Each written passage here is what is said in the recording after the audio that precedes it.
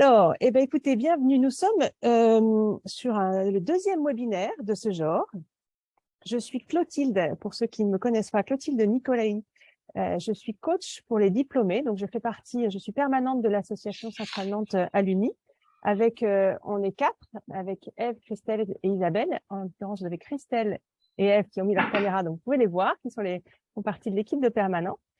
Et puis aussi beaucoup de bénévoles, une bonne centaine, dont quelques-uns, je ne les vois pas là, je ne sais pas si j'ai la liste, dont quelques-uns qui sont aussi membres de la commission carrière, donc assez actifs sur ce sujet, qui est en fait l'idée de pouvoir vous inspirer, on va le voir sur votre, ou vous accompagner ou vous inspirer dans votre carrière. Donc moi, mon rôle en effet en tant que coach, c'est soit de vous accompagner via des coachings individuels ou collectifs, ou en tout cas, le rôle que je me suis donné, c'est aussi de vous inspirer. Donc, c'est pour ça que vous recevez normalement une fois par mois ma petite newsletter qui s'appelle 2 minutes pour. Et ces webinaires qu'on fait ensemble, celui-ci en particulier, sont des événements dont l'intention est de vous inspirer dans votre vie professionnelle, vous donner envie d'expérimenter, répondre à vos questions. Là, en l'occurrence, ça va être le cas aussi. Dans tous les webinaires, en tout cas, il y a une intention forte que ce soit un moment interactif, d'où l'histoire la suggestion de mettre votre caméra. Donc, ces webinaires, c'est le deuxième, je disais. Le deuxième sur un thème assez similaire au premier, c'était voulu. Le premier était sur l'entreprise horizontale avec Sylvain Pierre, qui était donc un alumni qui est venu témoigner de ce qu'il avait mis en place dans ces différentes entreprises. Et donc, c'était vraiment sous forme de témoignage. Et puis là, sur ce deuxième webinaire, on a fait venir un expert, Christophe, qui est là, dont vous pouvez d'ailleurs épingler la fenêtre, pour le voir en plus grand qu'en toute petite vignette. C'est mieux aussi. Donc, Christophe, je vais dans quelques instants te présenter. Et voilà, on a souhaité cette alternance à la fois d'experts et d'alumni, c'est pour pouvoir aborder les différents sujets. Voilà pour le contexte. Alors, ce sujet aujourd'hui, c'est l'entreprise collaborative. Moi, c'est un sujet, que ce soit le premier webinaire ou celui-ci, c'est un sujet qui m'est cher. J'ai été manager pendant un certain nombre d'années avant d'être coach.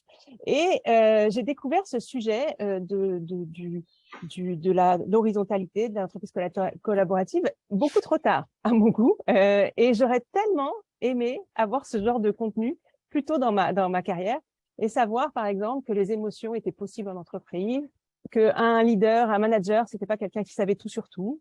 Et voilà, ça m'aurait éclairé, je pense, à un moment de ma carrière de manager. Et voilà, c'est aussi l'intention de vous permettre de vous inspirer, comme je le disais tout à l'heure. Donc, Christophe, merci d'être là. Donc, on a Christophe donc Collignon qui est là. Je vais te présenter avant de te donner la parole. Alors, Christophe, tu as 59 ans, tu es marié et tu as 3 enfants. Tu es diplômé d'une école de commerce, ISG. Tu as été créateur de start-up dans le numérique, responsable d'export. Tu as été dirigeant pendant 20 ans. Tu t'es aussi beaucoup nourri tout au long de ta carrière grâce à tes engagements, que ce soit au Centre des jeunes dirigeants, du réseau Entreprendre, l'Association du progrès pour le management, les dirigeants responsables de l'Ouest ou encore l'Association des entreprises libérées. Donc, tu assures la présidence. Tu viens de donner ou tu es encore président? Non, je viens de la donner il y a 5 jours, c'est très bien. D'accord. Tu l'as donné à qui? Eh ben, je l'ai donné à Édouard Pic, qui s'occupe d'une entreprise à Lille, qui D'accord. s'appelle Clinitex, qui est merveilleuse. Et donc, c'est bien, ça tourne tous les 2 ans, on change. Ok, très bien. Après. Donc, on en reparlera. Donc, c'est l'association des entreprises libérées dans laquelle tu continues à être très actif, j'imagine. Tu es aussi intervenant du réseau Germe. Et donc, tu as été, je disais, dirigeant d'entreprise pendant 20 ans, avec une expérience qui t'a particulièrement marqué, qui est celle de dirigeant d'Imatech, qui est un centre de relations clients qui regroupe à peu près 400 personnes à Nantes. Et tu as expérimenté pendant 6 ans une forte innovation managériale, à tel point que Imatech est devenu ce qu'on appelle une entreprise libérée, collaborative. On va revenir sur ces termes, horizontale, co-libérée, collaborative, libérée. Il y a beaucoup de mots pour parler peut-être d'une même chose. Tu nous en diras plus tout à l'heure. Et donc, tu as dit que tu parles de ton action chez Imatech, tu dis que tu as libéré le pouvoir, j'imagine pas tout seul, mais en tout cas, tu as impulsé la libération du pouvoir d'agir des hommes et des femmes d'Imatech, tu as rendu l'entreprise, enfin, vous avez rendu l'entreprise désirable en enrichissant votre bien commun. Et ce qui était remarquable aussi, c'est que tu as eu des résultats sociaux et économiques très bons avec cette entreprise Imatech à Nantes. On en reparlera tout à l'heure. Aujourd'hui, tu es dirigeant de Sens Collectif. Tu accompagnes les transformations managériales et organisationnelles des entreprises. Et alors, après, tu as aussi des convictions fortes. Tu penses que notre avenir sociétal dépendra de notre capacité de coopération et d'engagement. Et tu affirmes, j'aime bien ça, que la liberté et la responsabilité créent la performance et l'innovation et le bonheur. C'est ce qu'on va voir ensemble. Et voilà. Et puis, il y a un petit détail aussi qui est intéressant, qui est une anecdote, tu connais bien l'école centrale puisque tu as fait partie du conseil d'administration. Tu as été donc administrateur quelques années pour le compte de la Chambre de commerce. Absolument. Voilà. Bienvenue et merci d'être là. Alors, avant de commencer, bienvenue à ceux qui nous ont rejoints. Je vais juste vous donner une idée du déroulé. Donc, pendant on va dire, jusqu'à 25h30, je vais poser quelques questions à Christophe. Vous serez bien sûr bien invité à écrire vos questions à vous pendant même cette demi-heure-là dans le chat. Et ensuite, à partir de 12h30 à peu près, on répondra en direct à vos questions. Voilà, donc c'est ça le déroulé. Donc une large place aux questions et à l'interaction. C'est vraiment ce qu'on souhaite, un moment convivial. Voilà pour le déroulé. Alors, avant de commencer, je voulais faire un petit sondage et savoir de façon à ce que le propos soit le plus juste possible, votre niveau de connaissance du sujet sur l'entreprise horizontale, collaborative, libérée. Et si vous pouvez me donner un chiffre de 1 à 5, donc là, je lance un sondage, voilà. Pour 1 étant, je connais pas du tout le sujet, c'est la première fois que j'en entends parler. Et 5 étant, je suis un expert du sujet, je forme sur le sujet, je dirige même peut-être une entreprise avec ce type de principe. Et voilà, entre les deux, vous avez, je connais un peu ce sujet, j'ai quelques connaissances théoriques et pratiques, je me suis formée sur ce sujet, je mets des choses en place dans mon entreprise, dans mon équipe. Voilà. Ça permet un peu de savoir et d'adapter peut-être un peu le discours. Là, les mots techniques, s'il y en a, pas trop quand même. Mais...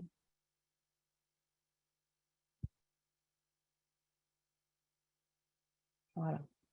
Alors, donc je vais, vous le voyez pas, mais là maintenant je vais mettre ça en son. Est-ce que vous le voyez Tu le vois toi, Christophe, le sondage ou pas encore? Les Ah résultats, oui, non? je le vois, c'est bon. Tu vois les résultats? Ah, Ouais. je vois pas les résultats. Ah non, d'accord. Alors normalement, je vais vous le dire si jamais je maîtrise pas tout à fait. Hein, c'est la première fois que je fais des sondages sur Zoom. Donc, si jamais quand je mets fin au sondage, ça vous donne pas les résultats, mais je pense que ça va vous donner les résultats. C'est 19%, je ne connais pas du tout le sujet. 31%, je connais un peu le sujet. 31%, j'ai quelques connaissances théoriques et pratiques. 13%, je suis formée et je mets des choses en place. Et 1%, c'est-à-dire une personne qui est un expert du sujet qui forme sur le sujet. Je mets fin au sondage, vous allez voir les résultats qui vont normalement s'afficher. Vous les avez normalement. Hein. Là, ils s'affichent à l'écran. Voilà. C'est bon? Vous les voyez? Ouais, c'est bon. Super. Ouais, parfait. Voilà, c'était sur un échantillon de 16. Donc, au fur et à mesure, les gens vont nous rejoindre. Je sais que souvent, il y a des réunions à terminer avant. Mais ça donne une petite idée de qui est là. Donc, finalement, c'est un panel assez varié. Voilà. Alors, eh bien, on va commencer les questions à Christophe. À nouveau, merci Christophe pour ta présence parmi nous. Alors, d'abord, on va définir de quoi on parle. C'est quoi une entreprise collaborative? Notamment parce qu'on a parlé d'entreprise horizontale, d'entreprise libérée. Qu'est-ce que tu mets derrière ça? Ça, c'est une bonne question. Je pense qu'il y a beaucoup de mots qui vont décrire à peu près la même chose. Nous, avec Sens Collectif et puis les autres chefs d'entreprise qui avons expérimenté ce type d'entreprise, on est convaincus que les performances d'une organisation, en fait, elles sont le fruit de l'engagement des hommes et des femmes qui composent l'entreprise. Et c'est un engagement qui est proportionnel au degré de satisfaction de leurs besoins psychologiques fondamentaux. Là, on fait appel à la théorie de Deci et Ryan sur l'autodétermination et de dire finalement qu'est-ce qui me rend pleinement engagé dans une boîte. C'est le fait d'être libre de pouvoir faire ce que je dois dans mon domaine de compétences.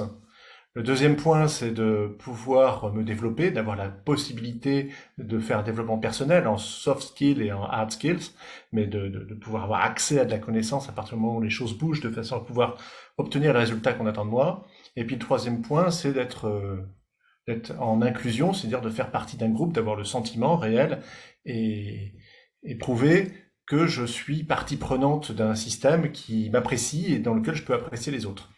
Et donc, si on remplit les besoins psychologiques des hommes et des femmes, eh bien, on a une cohérence qui va se faire entre le sens que l'on voit au travail et le sens qu'on a à l'entreprise. Si en plus cette entreprise a pu bosser sur sa raison d'être et donc que les choses soient claires et qu'elle ait pu le faire en plus avec tous ses collaborateurs, alors là, on a une raison d'être claire, peut-être des valeurs qu'on a pu faire ensemble. On laisse la place à chacun et donc ça change complètement l'entreprise dans sa forme, puisqu'en fait, on est en train d'appliquer la subsidiarité, on est en train de dire, finalement, et si nous donnions l'opportunité aux uns et aux autres de faire le maximum pour pouvoir servir la raison d'être. Alors, si on fait tout ça, cette entreprise, elle a des résultats qui sont tout à fait différents. Il y a des noms qui sont différents, hein. Moi, j'ai rencontré entreprise collaborative, entreprise libérée, puisqu'on en a pas mal discuté avec Isaac Getz, mais aussi entreprise Opal. Ça vient faire référence au livre de Laloux sur Reinventing Organization. Ça peut être une entreprise agile, apprenante. Alors il y a des gens qui sont venus là-dessus par le Lean. Il y en a d'autres qui sont venus à travers l'agilité, notamment le Scrum. Mais ça s'appelle aussi l'holacracy aussi s'est fait sur cette idée-là. C'est des éléments de sociocratie. Donc en fait, ou neuronal. Enfin, on l'appelle comme on veut. D'ailleurs, il n'y a pas de dénomination puisqu'en fait, il y a pas mal de façons d'arriver à cet but qui paraît assez simple. L'idée, globalement, c'est d'aller vers une organisation qui transforme l'entreprise d'une machinerie vers une communauté humaine et une communauté de destin. Alors, communauté de destin. Oui. Ok. Est-ce que ça vous paraît clair comme définition? Est-ce que vous avez des questions? Finalement, j'ouvre déjà des questions, en fait. Non, mais c'est important qu'on parle de la même chose. Qu'est-ce que cette définition, elle vous paraît claire, chers participants? Moi, je voudrais comprendre, parce que dans ce que tu expliques, Christophe, si je peux me permettre de tutoyer, je t'en prie, c'est que pour toi, une entreprise collaborative, c'est une entreprise où tu essayes d'associer les gens autour d'un même objectif. Quelle est la complémentarité que tu vois dans quelque chose que l'on voit aujourd'hui de façon répétée à un tas d'endroits qui sont les entreprises à mission? La mission que peut se donner l'entreprise, donc elle a une mission qui va être sociétale normalement, donc elle va discuter de la mission, elle va se donner un objectif par rapport à la société. Après, il y a deux façons de le faire. Soit je me réunis avec le board et puis je définis ce qu'est la mission de l'entreprise, soit je réunis l'ensemble des collaborateurs en disant, dites donc, si on écrivait ce à quoi on servait, qu'est-ce qu'on pourrait écrire?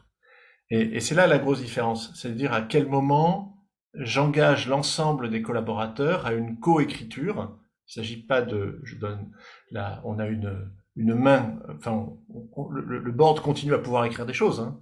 Il donne pas toute la main, mais seulement de les associer, de se dire finalement, est-ce qu'on peut se mettre d'accord ensemble sur ce à quoi on joue, et ensuite, est-ce qu'on peut se donner les moyens à l'intérieur de cette société pour que chacun puisse donner le meilleur de lui-même. Okay. C'est la mission, en fait, va donner effectivement ça va aider à préciser le sens. Oui. C'est intéressant de savoir qui l'a défini. Non, mais ce que je veux dire, alors, je vais être extrêmement clair sur ma réponse, c'est que si le board décide de donner une mission à l'entreprise et qu'elle décide elle seule de la mission sans associer les collaborateurs, c'est le board n'a rien compris à l'objectif. J'en ai peur. Alors on est d'accord. Et j'en ai peur, mais de la même manière, il pourrait aussi, le board, on peut se poser la question aussi, comment est-ce qu'il fait intervenir les parties prenantes? Quelle est l'importance de mes fournisseurs clés? Est-ce que je suis aussi en phase avec mes clients? Et puis, bien évidemment, si j'ai pas embarqué mes collaborateurs, je vais avoir un petit problème pour essayer de faire passer ma mission, quoi. Donc, je vais passer du temps ensuite à essayer de faire ingurgiter ce que j'ai décidé tout seul. Oui. L'idée est relativement simple, en fait. On est des adultes responsables. On est embauché parce qu'en fait, on a des compétences dans une boîte. Et ne pas faire appel à mon intelligence, surtout quand j'ai de gros changements dans l'environnement, eh bien, c'est me mettre en difficulté. C'est désagréable. Et je ne sais pas ce qui va sortir du travail collectif. Mais si je n'interroge pas, je suis sûr de ce qui va sortir. Oui, Il va y avoir une grande difficulté à pouvoir les intégrer dans l'histoire. bien évidemment. On est Merci. bien d'accord. OK. Claire. Merci. J'aime bien ton idée aussi de coécrire et aussi de donner les moyens derrière, parce que beaucoup vont consulter, en fait, c'est à un moment dans la stratégie, etc. Mais j'entends qu'il y a aussi se donner les moyens derrière. OK. Tout à fait. Est-ce que c'est bon pour tout le monde? On passe à la suite sur cette notion de définition, c'est OK? Alors, une autre question que j'avais à te poser, c'est pourquoi nos organisations vont naturellement vers un système collaboratif? C'est quelque chose qu'on a évoqué ensemble. Ça vient d'où? Alors naturellement, pas tout à fait le sujet. Enfin, disons qu'on va plutôt revenir à un point de vue darwinien. On a vécu des crises assez intéressantes dans les 10 dernières années, et on va vivre des bouleversements dans les années suivantes. On a évidemment le réchauffement climatique qui va nous amener des crises tout à fait fondamentales. On va avoir un problème d'accès à l'eau, un problème d'accès à la nourriture, on va avoir un problème d'accès aux matières premières, on va avoir un problème d'accès par ailleurs aux énergies fossiles, puisqu'en fait, d'une part, il ne faut plus les utiliser, mais d'autre part, de toute façon, elles diminuent. Et donc, tout ceci va nous amener à avoir des sociétés qui vont avoir de plus en plus de mal à acquérir les éléments pour pouvoir fonctionner. D'autre part, vous avez remarqué qu'il y a aussi un certain désengagement des collaborateurs qui ne veulent plus aller dans des entreprises qui ne servent pas ce qu'ils pensent de l'avenir de la planète. Et donc, si vous êtes en dissonance avec le sens profond des personnes, que ce soit des salariés ou des collaborateurs, eh bien finalement, vous risquez d'avoir une rupture définitive qui fait que vous n'attirez plus, mais en plus, vos produits n'attirent plus non plus. Et donc, on est devant cette rupture, ce bouleversement qui va être plus fort encore dans les années qui viennent qu'avant. Et il va y avoir deux types de réactions. Soit je dis, ben, on va faire plus de comme avant, donc on va serrer un peu les boulons, on va vérifier tout ça, on va faire un peu plus de procédures, et donc un peu plus de la même solution donne un peu plus du même résultat, donc je vais faire fuir un petit peu plus vite encore mes salariés.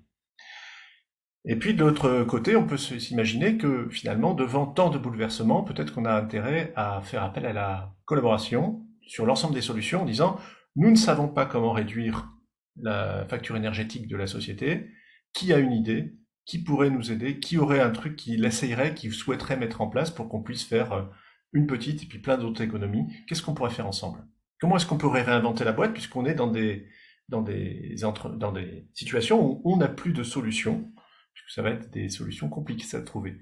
Donc je vous amène un peu à une réflexion qui est un peu la dernière proposition dans les objectifs de développement durable de l'ONU. La dernière proposition, la 17, c'est de dire finalement toute modification de l'environnement ne sera possible que s'il y a collaboration. Et je suis persuadé qu'on va avoir besoin d'aller voir l'ensemble de nos collaborateurs et parfois de nos clients et de nos fournisseurs en disant, bon, on est complètement coincé, comment on pourrait faire? Ça demande de l'humilité, ça. Hein? Oui, ou alors de l'humilité, je sais pas, un peu de bon sens probablement. C'est-à-dire qu'en fait, c'est ce que j'ai fait chez Imatech. On était coincé parce qu'en fait, on gagnait pas beaucoup d'argent et même on était quasiment à zéro. Et on avait des grands concurrents qui émergeaient partout dans d'autres pays moins chers. Et on ne savait pas comment faire pour arriver à trouver des relais de croissance. Et donc, en fait, on a expliqué cette situation, ces bouleversements, et puis on a dit, ben voilà, il va falloir qu'on soit extrêmement désirable pour nos clients. Qu'est-ce qu'on peut inventer pour faire une relation client terrible, comme on l'aime, qui fait que les clients ne soient absolument convaincus qu'il faille travailler avec nous? Il faut le faire honnêtement. Donc, à partir du moment où vous demandez, il faut laisser aussi les uns et les autres pouvoir proposer. Et donc, c'est ce qui s'est passé. Et donc, on a vu des traductions de façon incroyable, à la fois en innovation, en productivité, en réflexion. Par contre, il a fallu que je leur donne tous les éléments pour pouvoir décider. Donc, on s'est mis dans une espèce de naturisme managérial, où finalement, on a donné tous les éléments à l'ensemble des collaborateurs qui leur permettaient de prendre des décisions. Alors, on a changé la boîte, hein. On est passé à 8% de résultats nets, alors qu'on était à 0 3 ans avant. On avait une pile de gens qui voulaient rentrer chez nous parce que c'était super sympa. En même temps, on avait une productivité qui avait augmenté. L'absentéisme était descendu de courte durée était descendu à 1,6%, et puis le turnover avait diminué de moitié. Mais ça parce que les gens s'étaient dit, bah, à partir du moment où on peut faire des choses, on a des problèmes, on sait qu'il y a des problèmes, mais on nous donne la main pour essayer de trouver des solutions. Alors c'est vachement agréable. Ça prend du temps aussi, hein. Ça se fait en plusieurs années. C'est-à-dire, ça se fait pas en. Bah, ça se fait forcément en plusieurs années parce qu'il y a des changements de paradigme, à la fois la posture du dirigeant, mais aussi c'est la posture managériale qui est mise en cause, et puis l'ensemble des collaborateurs à qui on n'avait rien demandé, surtout pas leur avis depuis des années. Là, on leur demande non seulement leur avis, mais de prendre en main des propositions de solutions. Alors ça met un petit peu de temps avant que la confiance s'établisse. C'est sûr. Puis il y a du temps aussi pour voir les résultats. Enfin, cela dit, c'est assez surprenant, puisqu'en fait, on a eu ce changement qui se faisait en parallèle. C'est-à-dire qu'en fait, ça prenait un peu de temps à faire, mais en même temps, comme on gagnait en productivité au fur et à mesure, et ça c'est relativement vite, sous 3 ans, on a commencé à avoir des vrais résultats. On a coutume de dire qu'il faut, pour changer une boîte, il faut environ 8 ans pour que vraiment elle bascule complètement dans un système collaboratif. Ouais, c'est bien d'avoir cette échelle-là de temps parce que souvent on se dit, moi j'ai vu des entreprises autour de moi qui ont lancé des choses et puis au bout de 6 mois, 1 an, tu dis, on n'a pas de résultat, ça sert à rien, ça avance pas voilà. Il faut de la patience dans notre nouveau système, dans notre futur. Comme à chaque fois qu'on fait des changements un petit peu radicaux de paradigme, et puis qu'on demande aux personnes d'aller s'investir, alors qu'on l'avait demandé de ne pas le faire avant, forcément il y a une période un petit peu complexe. Et donc dans lequel il va falloir gagner la capacité à pouvoir se faire apprécier, et puis gagner la confiance. Mais cela dit, ce qui est intéressant, c'est que comme on va travailler sur 3 piliers en même temps, performance environnementale, sociale et économique, on va pouvoir voir aussi des changements dans plein de domaines qu'on n'avait pas imaginé, enfin, que ce puisse se passer à cet endroit-là. Okay. Et puis l'engagement est incroyable. Enfin, il y a un changement de posture qu'on a pu constater et qu'on constate à chaque fois que les boîtes se lancent là-dedans. C'est chouette parce que c'est de ça dont on a besoin. Alors justement, on parlait la question suivante, c'est quels sont les ingrédients du succès pour ce type d'organisation, puis les ingrédients des ratés aussi, tu avais rajouté. Alors, les ratés, on pourrait en passer un certain nombre. Enfin, j'en ai essayé énormément, puisqu'en fait, quand on a lancé ça, moi c'était en 2011, je venais de rencontrer Jean-François Aubry qui avait fait ça, donc qui avait fait des changements dans sa boîte chez Favi, mais qui n'avait rien à voir. J'avais rencontré Isaac Getz, on avait rencontré quelques personnes qui avaient déjà commencé à bouger, chez Kiabi, chez Decathlon. Et puis très peu. Et donc en fait, on a fait énormément de bourdes et en n'expliquant pas, par exemple, le rôle des managers dans un système futur. Donc forcément, ils ont eu énormément peur. Donc ils ont freiné autant qu'ils ont pu. En ne voyant pas le système d'un point de vue global. Et donc là, on a des bêtises, on en a fait. Et pourtant, ça a quand même fonctionné. Bon, avec du cœur et du bon sens, je pense qu'on a eu le fameux droit à l'erreur. C'est nécessaire dans ce genre de démarche. Ouais, alors je proposerais une autre terminologie. Okay. Moi, je préférerais le devoir à l'essai. Super, oui. Droit à l'erreur, je vais préjuger que le collaborateur qui va faire quelque chose va faire une boulette. Alors les boulettes, je sais très bien les faire tout seul. Je préfère le devoir à l'essai en disant finalement, si on laisse l'opportunité à chacun, eh bien votre devoir maintenant, c'est de prendre ça en main et de faire des essais de façon à améliorer le système global. Alors, je vous ai apporté un schéma de façon à essayer de synthétiser les ingrédients du système. Est-ce que... Ah ben non. Ouais, tu peux le partager. Voilà, je peux le partager, mais il faudrait que je fasse pas ce que je viens de faire. Il faudrait que je fasse le partage avant de le mettre à l'écran, ça sera plus pratique. Voilà. N'hésitez pas à mettre vos questions dans le chat dès maintenant si vous en avez pour la suite. Au fur et à mesure où elles viennent, ça ne veut pas dire qu'on les traite tout de suite, mais voilà, comme ça. Voilà. Est-ce que vous avez le slide en partage? Normalement, oui, moi oui. Ok. L'idée sur ce schéma, c'est de dire finalement, il y a plusieurs dimensions qui sont à l'œuvre. Si c'était simple, d'abord, il y aurait un bouquin avec une liste, on aurait coché tous les trucs et on l'aurait déjà fait. Donc c'est un mélange de bon sens et puis de mise en œuvre d'un certain nombre de recherches assez récentes finalement sur l'organisation et le management, notamment les études de J.C. Ryan qui datent de 95 et 2006. Et vous avez vu sur ce schéma, j'ai mis 4 axes. En fait, une entreprise collaborative fonctionne très bien une fois que ces 4 piliers sont bien travaillés. Il y en a un en haut qui semble évident, qui est celui de la finalité, mais de la finalité partagée. C'est ce dont on parlait tout à l'heure avec Charles, c'est de dire finalement, je vais travailler sur le sens, la mission, à quoi sert mon entreprise, mais bien évidemment, il faut le faire avec les autres. Le sens partagé, c'est le sens de chacun. Ça serait quoi vous, votre sens, et ça serait quoi notre sens collectif? Quelle est l'idée qu'on se fait de ce qu'on doit faire, à quoi ça sert, et après seulement comment on va le faire.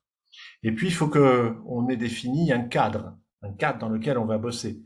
Alors il y a la raison d'être, donc normalement, ou cette mission, donc normalement toutes nos actions doivent servir cette mission, et puis on va définir ensemble c'est quoi nos valeurs limites de comportement. Qu'est-ce qui fait qu'on est jeu ou hors jeu? Quels sont les comportements qui sont communément acceptables dans la boîte et qui vont faire que chaque individu, et pas seulement les managers, on pourra se recadrer en disant non, on n'a pas défini ça comme règle du jeu, merci de respecter mon écologie en respectant la règle du jeu qu'on a définie ensemble.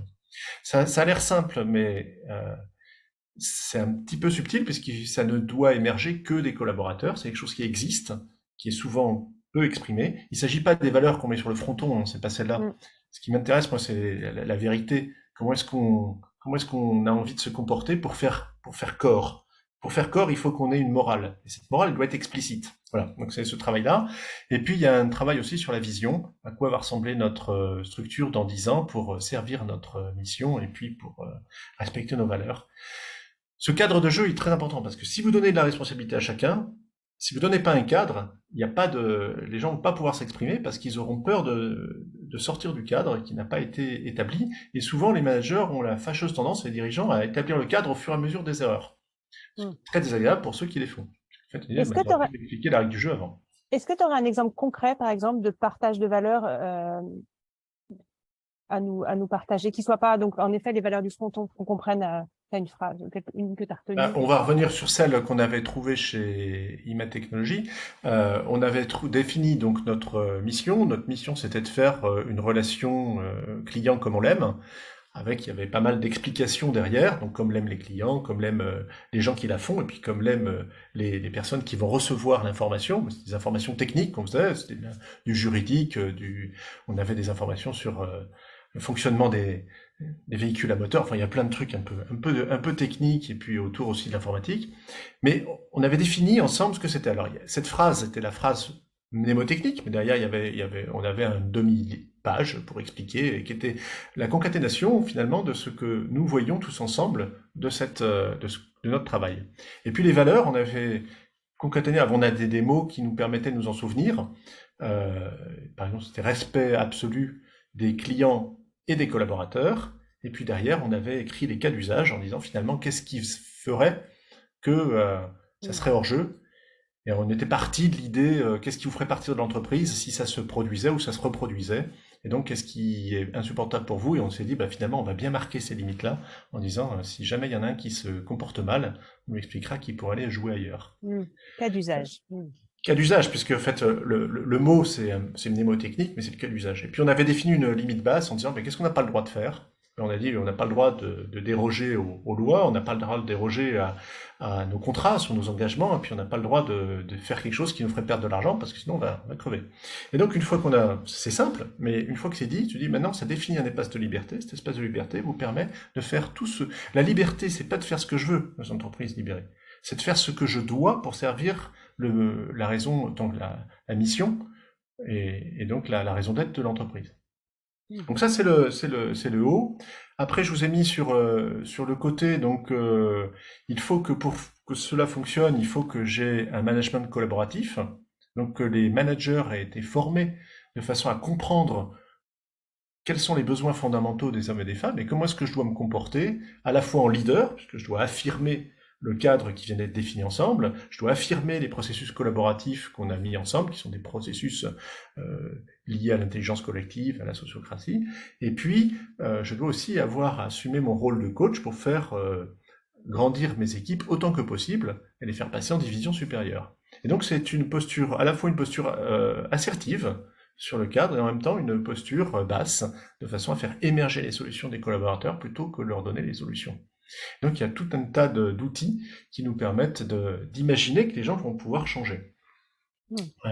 Notamment un que j'ai marqué en dessous parce qu'il nous tient très très à cœur, par exemple, c'est la gestion des conflits. Est-ce que vous avez dans votre boîte un processus de gestion des conflits de façon à ce que les conflits sont inhérents au groupe? Pour autant, est-ce qu'on les gère? Est-ce que vous avez un système qui fait que rapidement, on essaye de confronter les positions et de voir en quoi ça sert la raison d'être et comment est-ce qu'on peut concilier les éléments? Voilà, ce sont des éléments qui sont intrinsèques finalement.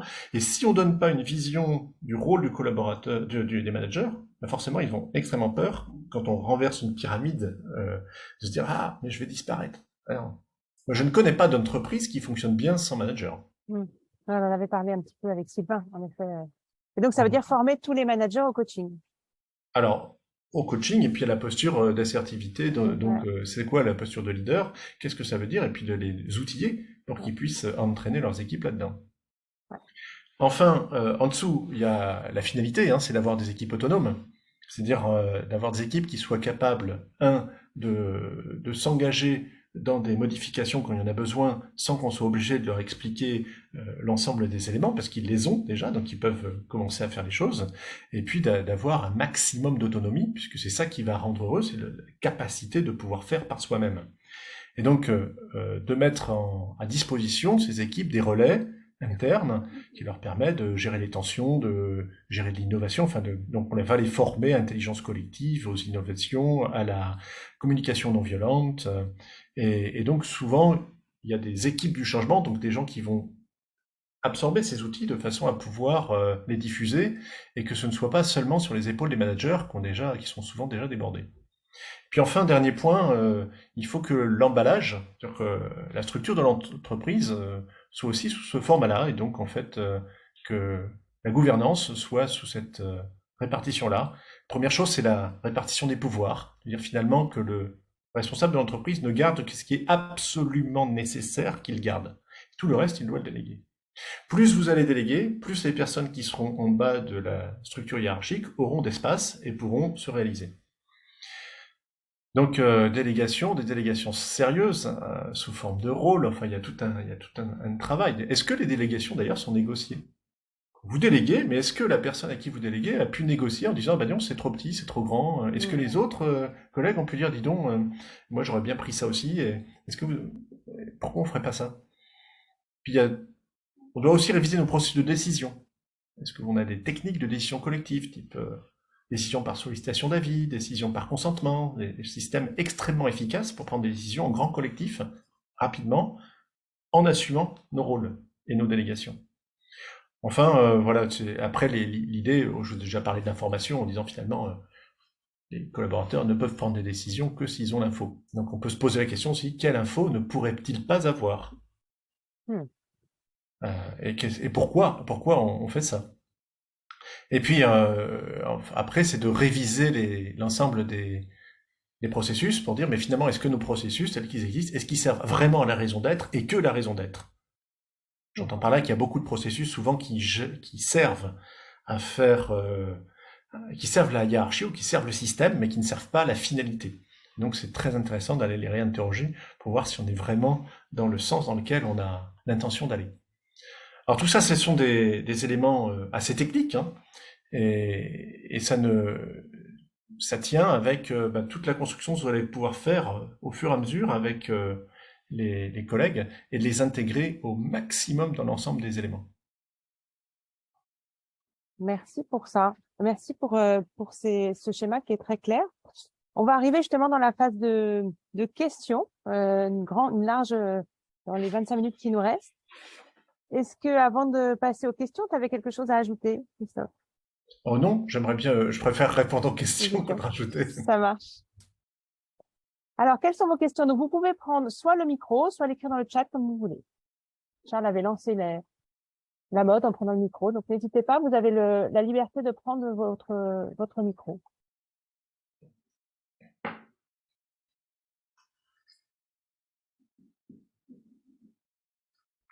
Première question est toujours difficile. Lancez-vous. Bon, je me lance. Bonjour à tous. Merci pour cette présentation. Moi, j'ai une question. Selon vous, est-ce que les transformations dans les entreprises, c'est long, progressif, ou est-ce que ça se fait par déclic? Est-ce que c'est des switches rapides ou est-ce que c'est un processus lent? Alors, un petit peu les deux, Vanessa. Bien évidemment, on va respecter la courbe du deuil. Donc, puisqu'en fait, quand on va faire un changement, il va falloir prendre toutes les étapes de la courbe du deuil pour pouvoir à la fois se rendre compte, accepter, et puis trouver une autre solution, et puis commencer à l'appliquer. Donc, ça peut prendre un certain temps, et pourtant, il y a des déclics. C'est-à-dire que si, par exemple, on veut transformer son entreprise ou son organisation vers un système collaboratif, bien à un moment, il va falloir dire ça suffit, ça peut plus marcher comme ça, il faut qu'on fasse autrement. Et donc, il y a des éléments déclencheurs. Alors, ça peut être un changement de procédure très important qui impacte tout le monde. Ça peut être aussi un discours en disant, ben voilà, je ne peux plus avancer sans vous, j'ai besoin de vous. Ça peut être ce que vous voulez, mais effectivement, il y a des éléments très déclencheurs qui tout d'un coup vont se dire, ok, on est passé sur une nouvelle ère. Et ça sont des accélérateurs nécessaires si on veut que les choses puissent se faire. Et après, on a dit tout à l'heure que quand même, je ne sais pas si c'était déjà là, Vanessa, mais qu'il fallait peut-être 8 ans quand même avant que ça de switcher vers quelque chose de vraiment différent, de franchement collaboratif, hein, c'est ça? Mais il faut... voilà, est-ce que le Covid a fait du bien ou pas alors? Ah, ça dépend comment on peut prendre ça. Est-ce qu'il a fait du bien? Oui, en tout cas, en ce qui changement rapide. Non, là, indépendamment des histoires médicales, mais oui, dans la prise de conscience de du sens qu'on a dans notre vie, et puis surtout, comme ça nous a permis de prendre du recul par rapport aux événements qui arrivaient sur notre planète en même temps. Effectivement, quand on revient dans l'entreprise, on se pose plus de questions en disant bon, j'ai pu prendre plus conscience du sens de ma vie. Est-ce que l'entreprise participe bien à ce sens? C'est cette quête de sens qui fait que on a autant d'absence de sens qui fait qu'on a autant de démissions. Donc ça a fait du bien pour qu'on aille vers quelque chose de plus intelligent ensemble. C'est pas forcément facile pour les entreprises de se mettre au diapason après. Merci. On a une question dans le chat de Maxime qui dit « Christophe, as-tu un retour d'expérience sur le process d'augmentation politique salariale dans le cadre d'une entreprise libérée? Une bonne pratique à partager en termes de méthodologie ?» Oui, pendant 3 ans de suite, nous, on a fait décider nos augmentations par les collaborateurs, les augmentations de chacun par les collaborateurs. Alors, je ne propose absolument pas de faire ça au début. C'est probablement un des derniers points à faire, parce que même comme ça, ça a bien frotté. L'idée étant de se dire finalement, quand on fait des évolutions salariales, comment on fait d'habitude? Eh bien, on demande une enveloppe avec les NAO, et puis ensuite, c'est chaque manager, pour son équipe, fait une préconisation, il obtient un budget de la direction, puis ensuite, il va expliquer à chacun qu'est-ce qu'il a prévu pour chacun. Bon. Nous, on pense que l'objectivité n'existe pas, et qu'en fait, ça pourrait être plutôt que la somme des subjectivités pourrait tendre à une forme d'objectivité. En d'autres termes, quand le manager propose, pourquoi ne pas avoir 3-4 personnes qui sont issues du groupe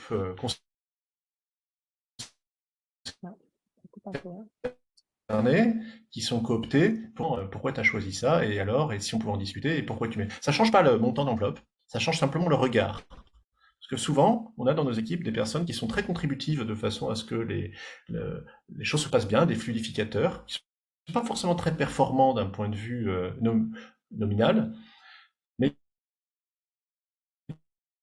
qui peuvent aider beaucoup le collectif. Et quand à trouver les bonnes solutions, et quand ils ont pu décider avec lui de ce qui devait être fait, et que le manager a assumé, ça s'est beaucoup mieux passé. On n'a eu aucune discussion derrière en disant c'est beaucoup plus fair play. il y avait beaucoup de fantasmes sur la façon dont pouvaient être faites les augmentations. Le fait de les mettre dans le processus Ça a coupé un tout petit a peu. franchement aidé. Pour être sûr, pour comprendre, tu désignes un pôle de salariés par équipe qui réfléchissent, qui font des propositions, c'est ça, hein? Ouais, en fait, plus précisément en ce qui nous concerne, mais encore une fois, on avait fait beaucoup de choses avant qui permettaient d'établir la confiance. Ouais. Très précisément, on avait fait coopter 2 ou 3 référents salaires par équipe et qui avaient comme mission de discuter avec le manager du bien fondé de ce qu'il proposait et ensuite ils devaient voter ensemble de ce qu'ils allaient choisir et c'était un homme, une voix. Donc de toute façon, ils avaient la décision finale. Mais ça change pas le montant, ça change à qui on donne les sous et pourquoi.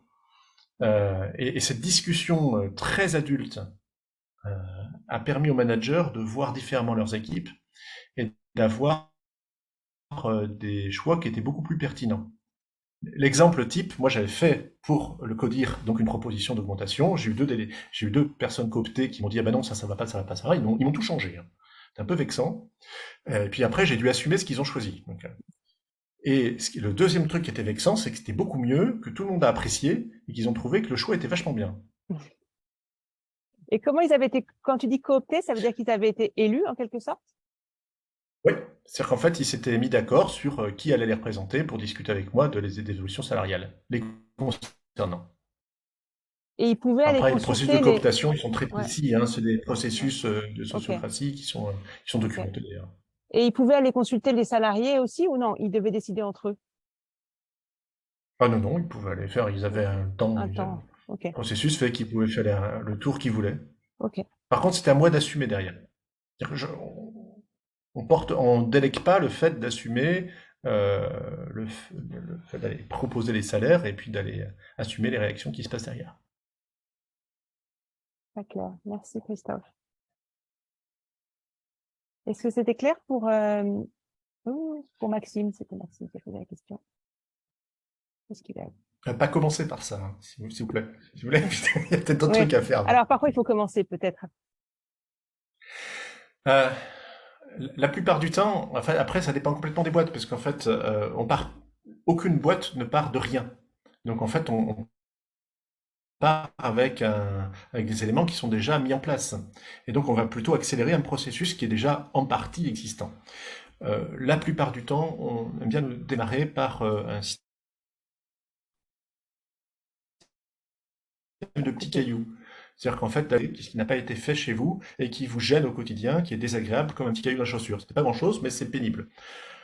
Et est-ce que vous auriez la gentillesse de pouvoir nous dire de quoi il s'agit? Et si vous nous dites de quoi il s'agit, est-ce que vous auriez la gentillesse de bien vouloir le prendre en main et le traiter et le gérer? Donc, qu'est-ce qu'il vous faut en termes de ressources pour pouvoir enlever ce petit caillou? Et c'est la première brique, en fait, de la mise en confiance, en disant finalement, il y a quelque chose qui vous gêne, nous n'avons pas su le faire, on n'a pas su le comprendre, on n'a pas su le gérer. Est-ce que vous auriez la gentillesse de bien vouloir le gérer? Et ça, si ça commence à démarrer, en fait, la confiance s'établit à partir de là. Au début, on a des tout petits trucs, un petit caillou, et puis très vite, ces petits cailloux sont des énormes rochers que dont certains s'emparent au bout d'un moment en disant, bah, ça a l'air vrai, leur bêtise, leur façon de faire confiance, et donc, ok, on peut essayer. La première année qu'on avait lancé ça chez Imatech, on a eu beaucoup de mal à démarrer pour les petits cailloux, parce que les gens... La connexion est un peu instable. n'avez pas confiance, hein, très clairement. Tout d'un coup, vous demandez de faire, ça va, quoi. Puis avec ce qu'on est payé, bon. Alors, ouais. Et donc, on a commencé à laisser faire des petites choses, et puis au fur et à mesure, ils se sont engagés sur de très gros changements, notamment l'ensemble de l'informatique,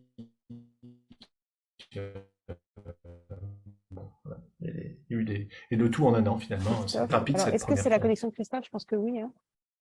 On t'a perdu. Ouais, je pense que c'est lui. Perdu. Ah, c'est la mienne. Ok. Pardon, visiblement, c'est peut-être moi qui ai un problème de connexion. Je pensais que c'était toi, Christophe. On pense toujours que c'est l'autre. Je ne sais pas si ça, en quoi c'est révélateur de l'entreprise libérée. Moi aussi, j'ai eu des moments de coupure. Alors, je ne sais pas si c'est peut-être aussi moi, mais... D'accord. Bon, c'est tous. En tout cas, on a l'air de s'être retrouvés. J'en profite pour donner la parole. Je crois que c'est Xavier qui avait levé en premier, mais je suis pas sûre. Hein. Ou Jean-Étienne, puisque tu l'as. Non, vas-y, Xavier, D'accord. vas-y, Xavier. Merci. Ouais. Ma question, moi, c'est, je suis dans une organisation, on aime beaucoup ces idées-là, on parle de reinventing organization, c'est génial, mais on met rien en place. Mais je suis pas à la tête de l'organisation, moi, je suis à la tête d'un département. Et ma question, c'est, est-ce que vous avez des expériences comme ça de choses qui arrivent, mais pas par la tête et par capillarité, jusqu'où on peut aller? J'aimerais des conseils un peu dans ce sens-là. Ouais, ok. Ben, euh, la moitié des sociétés qui se sont transformées sont pas parties de la tête. C'est plus difficile. D'abord, il vaut mieux en parler avec la tête pour savoir si elle vous laissera faire. Est-ce que vous pourriez m'autoriser à faire ça? Donc en fait, il faut qu'ils soient au courant. C'est plus facile. Et puis ça leur permet aussi de faire un round test sans se mouiller trop. Alors c'est arrivé notamment chez Michelin, puisqu'en fait ça a été plutôt mis en place par Olivier Marsal et donc qui a commencé dans une usine et ça a été ensuite généralisé dans 19 usines et finalement après ça a remonté par la direction générale. Mais donc ça existe. Moi je l'ai fait dans le groupe IMA, mais là sans prévenir, parce qu'en fait j'étais trop en dissonance avec la façon très rigide, très hiérarchique dont le groupe fonctionnait. Et donc, je l'ai fait sans trop prévenir. Alors, pendant assez longtemps, ça a fonctionné, puisqu'en fait, on a réussi à avoir de très bons résultats. Euh, euh, donc oui, c'est possible, mais franchement, d'expérience, il faut mieux aller chercher un mandat quand même pour pouvoir avoir l'autorisation d'expérimenter. Merci.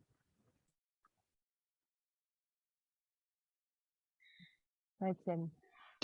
Ouais, alors moi aujourd'hui je suis dans une entreprise très industrielle, mais une petite entreprise. Donc voilà, on est 70 personnes avec une structure hyper épurée, pas de méthode, pas de qualité, que des opérationnels en gros. Et, euh, et voilà.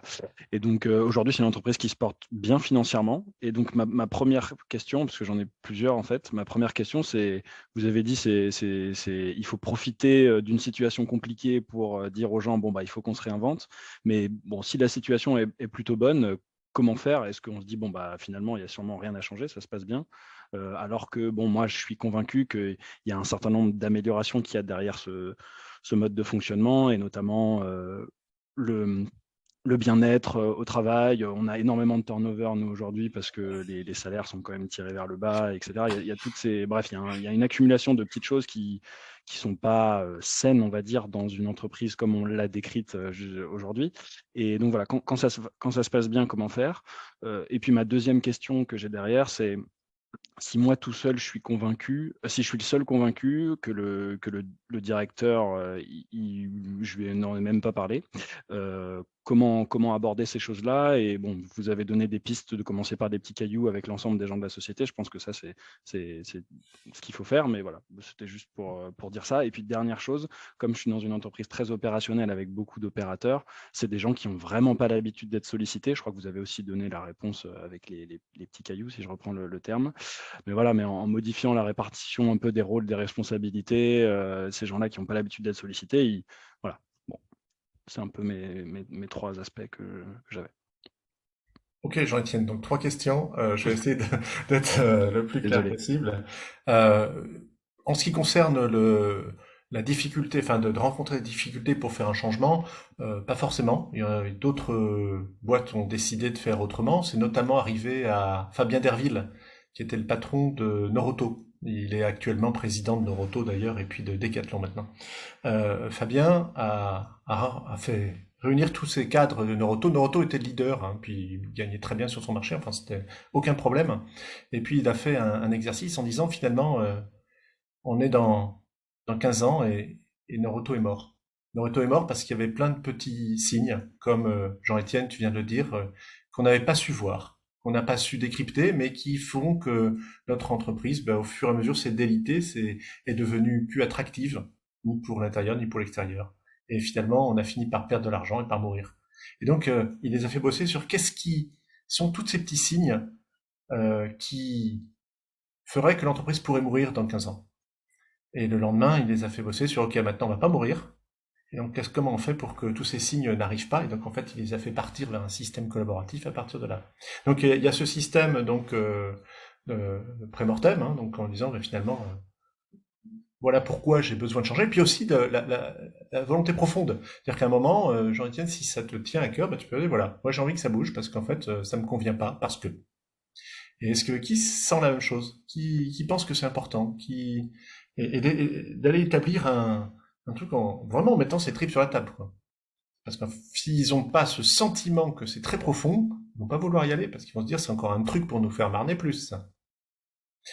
Deuxième point par rapport aux boîtes, je vous engagerai à aller jeter un œil. Il y en a deux que j'aime beaucoup. Il y en a une qui s'appelle Martin Technologies, qui est à côté d'Angers, et donc qui est dirigée par Laurent Bizien, et ils sont 150 et ils sont partis sur un système donc extrêmement collaboratif. Et là aussi, à partir d'ouvriers qui étaient pas habitués à ce qu'on les sollicite. Et puis il y en a une autre que j'aime beaucoup qui s'appelle Lippi. Ça fait 15 ans qu'ils sont dans ce modèle-là. Ils font des clôtures à Angoulême, des espaces de liberté, pardon, à Angoulême. Et là aussi, c'est intéressant d'aller jeter un œil sur l'entreprise. Comment vous l'écrivez, Lippi? L-I-2-P-I. Donc c'est dirigé par Julien et par Frédéric Lippi. Voilà, et donc en fait, il y a beaucoup d'exemples d'entreprises qui sont parties sans forcément avoir une urgence immédiate, mais finalement, ça nous rendrait tellement plus heureux et qui sont pas revenus en arrière, ça je peux vous l'assurer. Est-ce que ça te répond à tes questions, Jean-Étienne? Est-ce que tu... Oui, un petit peu. C'est juste que je suis un petit peu jaloux de, par exemple, Xavier qui dit qu'il y a plein de personnes dans son entreprise qui commencent à se poser des questions. Je pense que voilà, il va falloir commencer à en parler un petit peu, mais après, c'est difficile à aborder quoi. Pour commencer en fait, initier la réflexion, je trouve ça assez compliqué moi dans mon environnement, mais il faut que je trouve un petit peu des solutions, mais je vais trouver. Et tu sais, c'est aussi frustrant parce qu'ils en parlent beaucoup, mais ils font pas grand-chose. Et il y a vraiment pas grand-chose qui avance aussi. Donc, c'est aussi une forme de frustration. Ouais, je peux comprendre. Mais si vous voulez, je laisserai à Clotilde un certain nombre de blogs, de bouquins, de films, donc de références qui vous permettraient d'aller piocher là-dedans pour aller chercher des exemples de façon à pouvoir aborder les choses. Avec plaisir. Et à Des chaud fois, comme laisser ça, traîner ouais. des livres sur les bureaux, notamment des livres bien illustrés comme Reinventing Organizations qui attirent un peu, ou près de la machine à café, ça. Ouais, il y a la BD là, celle-ci elle est quand même abordable. Je sais pas ce que tu en penses, Christophe, c'est dans lequel tu figures. Là, tout le monde peut jeter un œil facilement quand même, sans lire 300 pages. Clotilde, je vais descendre à ton bureau pour te la piquer. Voilà. J'aime bien la BD parce que je suis dedans, donc j'ai Ouais. travaillé dessus sur le sujet. Donc en fait, mais il y a plein d'autres éléments. Alors des fois ils sont pas très neufs, hein, puisqu'en fait c'est un mouvement qui existe depuis 2007. Pour autant, les sujets sont toujours pas traités. Il y avait notamment un magnifique film, Le bonheur au travail de Martin Messonnier, donc, qui permettait de comprendre pourquoi les entreprises pouvaient être différentes.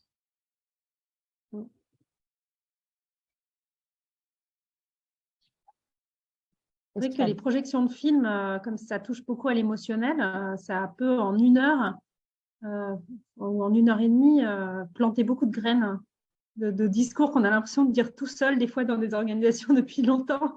Et en une soirée projection, ça peut faire avancer les choses. Je plus sois sur ce film. Ouais. Et par rapport à la frustration de Xavier, Christophe, toi, t'as pas des... Enfin, voilà. Est-ce que tu as des clés ou est-ce que... À un moment, en fait, c'est ce qui nous est arrivé. Nous, à un moment, je dis, bon, allez, ça suffit, hop, on y va, on va se lancer. Et on essayera, et puis on verra bien ce qui va se passer, quoi. Ça vaut le coup, je pense, de démarrer, hein. Si vous pensez que c'est vraiment important pour vous, faites-le. Ça change. Moi, ça a changé tellement ma vie que je n'imagine plus jamais travailler dans une boîte qui travaille pas comme ça. Le rapport entre les personnes, la façon dont on a pu travailler, l'attractivité que ça a créé vis-à-vis des clients était telle que j'ai pas du tout envie d'essayer. Enfin, j'ai pas du tout envie de revenir sur un système qui soit plus frustrant finalement pour moi. Ce que j'ai bien compris, enfin, ce que j'ai cru comprendre, Xavier, c'est que la tête était partante aussi, puisqu'il y a plein de livres qui circulent. Enfin, il y a pas des livres qui circulent, mais il y a des choses qui.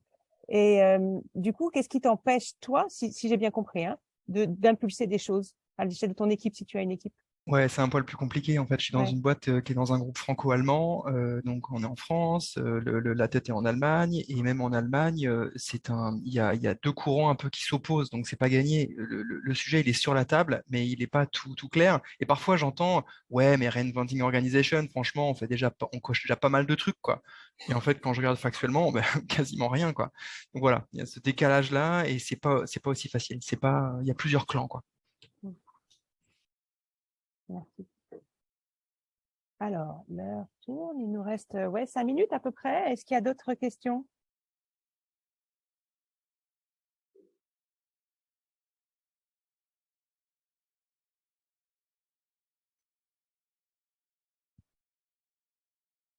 Ça doit être hyper clair. Ouais. Je vous en remercie. Ça m'étonnera, mais ça doit être hyper clair.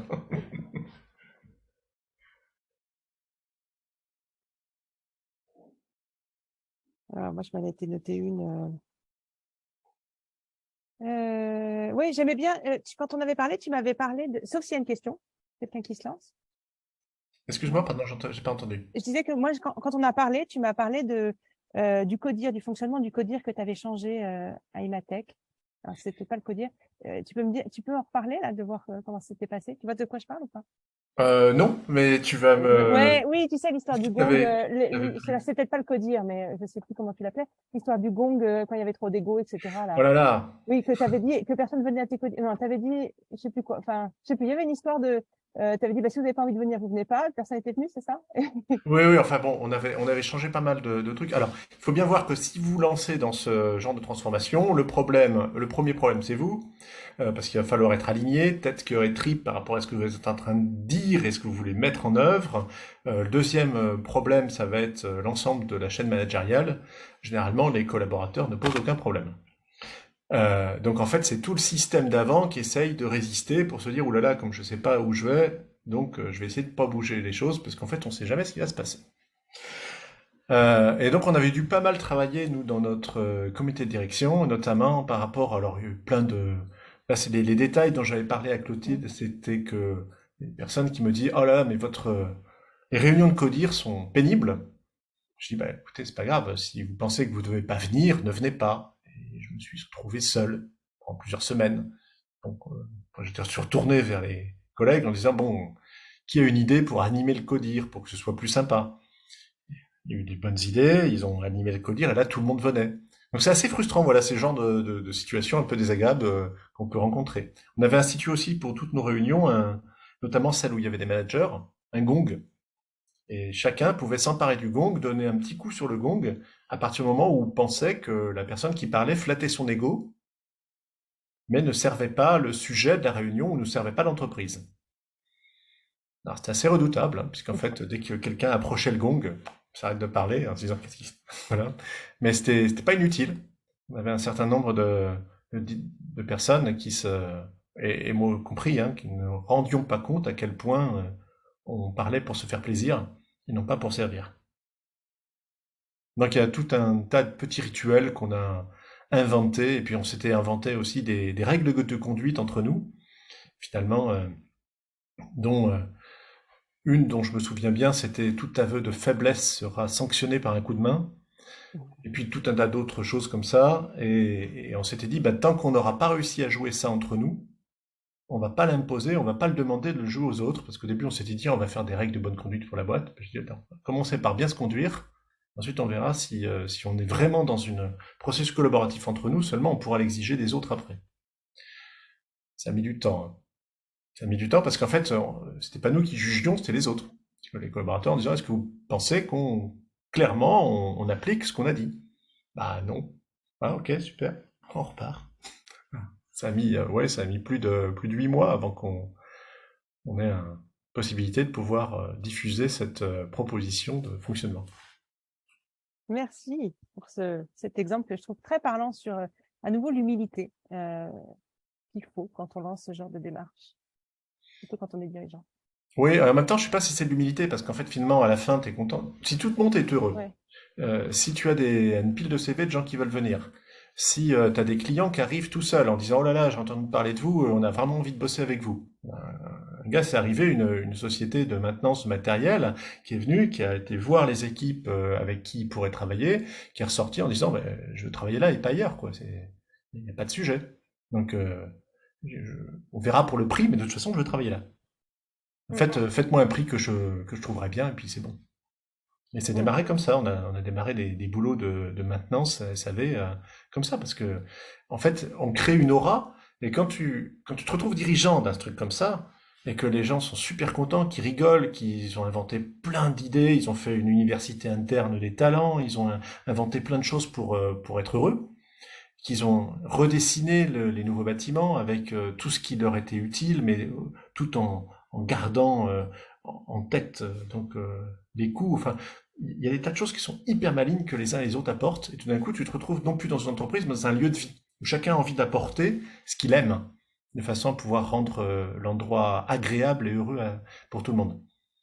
Bah, genre, je sais pas si c'est l'humilité, mais genre, c'est vachement de plaisir. Hein. Ouais. Que ça valait le coup. Ça valait Oui, franchement le mais coup ça vient d'essayer après quand même. Au départ, il faut un peu de trip, En enfin, fait, du courage peut-être, je sais pas comment tu l'appelles, mais eh ben, pour être prêt à… en fait, j'avais peur de moi-même. C'est-à-dire qu'en fait, je me suis dit, si je donne l'opportunité à chacun de pouvoir décider, et que moi je décide plus, donc je sers à rien. Si je sers à rien, je vais ressembler à rien, et je vais plus être payé, quoi. Donc en fait, c'était ça qui était au départ. Sauf que ce qui était complètement idiot, c'est que moi, mon boulot, c'est que les choses soient faites, que les décisions soient prises, mais pas que je prenne les décisions. Et donc, plus je les prends à la place des autres, plus j'infantilise mes équipes, plus c'est désagréable. Et donc, c'est l'image que j'avais de moi, qu'il fallait que je mette un peu de côté en disant, bon là, maintenant ça suffit, on va faire vraiment quelque chose de sérieux. Comment est-ce qu'on sert le groupe, le collectif, et donc arrêter de me regarder quand je faisais quelque chose, quoi. Donc ça, c'était pas aussi compliqué que ça, néanmoins, j'ai eu très peur. C'est passé. Merci. Ouais, c'est ça. On arrive au bout de l'heure ensemble. Merci, un grand merci à Christophe pour tous ces partages, plein d'authenticité et aussi de toute ton expertise sur ce sujet. Merci à vous tous et toutes pour votre participation. Oui, Vanessa, tu veux dire que… Ah non, c'est pour dire… ok, c'est pour dire… ok. Merci. Je me demandais s'il fallait le… Merci à vous. La suite, ce sont les webinaires qui continuent à peu près tous les 2 mois. On va peut-être changer de thème. Il y a peut-être un futur cycle sur la communication en entreprise, la gestion des conflits. On en a un peu parlé là. Après, je suis très preneuse. D'ailleurs, si vous pouvez mettre dans le chat, vous, de thèmes que vous auriez envie de voir traités en webinaire. Alors, à nouveau, soit par des alumni, et là aussi, si vous avez des thèmes que vous avez envie de porter, vous n'avez pas besoin d'être expert, hein, mais en tout cas des thèmes que vous avez envie de porter auprès des autres alumni. N'hésitez pas à me le mettre dans le chat ou à m'envoyer un mail. Donc voilà, donc prochain cycle sûrement en mars autour de la communication. Et puis on reviendra peut-être aussi à quand, ouais, à quand, ben oui, mais oui, Charles, à quand Centrale Nantes libérée? Mais oui, on demande que ça, hein, Christophe? Voilà, merci. Ça n'a pas été si simple. Il y a eu quelques discussions, mais j'ai pas eu un grand écho favorable au moment où j'étais au conseil d'administration. On parle de Centrale Nantes ou Centrale Nantes Alumni? Centrale Nantes. Moi, j'ai parlé de Centrale Nantes. Mais… Oui, bah là, c'était la Centrale Nantes. Mais les deux peuvent se libérer. Moi, je suis très pour. Hein. Moi, je suis très, très pour. Vous avez vu, voilà. On a quand même bien aplati les choses en termes de Centrale Nantes Alumni. On a bossé quand même. Oui, tout à fait. Dessus. Tout à fait. Et avec les administrateurs. Ouais. Et donc, Vanessa qui dit merci d'avoir parlé de la peur du manager, le thème des émotions et des conflits m'intéresse. Super. Merci beaucoup pour ce temps d'échange. Je repars avec plein de pistes à creuser. Un grand merci pour Christophe. Merci. Et voilà. Mais donc, voilà. Donc, à nouveau, je suis très preneuse soit de votre participation en proposant des thèmes ou des interventions, comme ça avait été le cas pour Sylvain Pierre sur le premier. Un grand merci à tous. On vous souhaite au nom de l'équipe, une très bonne journée et on est ravis de cet échange. Nous, on est toujours très, très contents quand on vous voit. Voilà. Merci beaucoup. Au revoir. Merci Merci. beaucoup. Bon après-midi. Merci. Au revoir. Merci. Au revoir. Bonne journée. Bonne journée, merci Alexis, que j'avais pas vu encore. On reste en ligne pour ceux qui ont envie de poursuivre.